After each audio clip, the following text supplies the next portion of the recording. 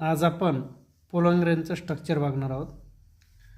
तर पहिला point, it is non motile haploid unicellular single nucleated.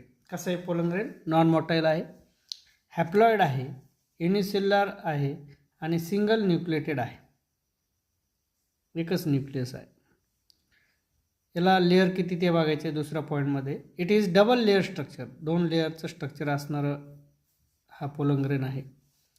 तिसरा, outer layer is called exine. जो outer layer असतो तो त्याला काय म्हणायचं आहे? एक्झाईन म्हणायचं आहे. आता एक्झाईन काय ते समजून घेऊयात. Exine it is thick and made up of complex non biodegradable substance called sporopollenin.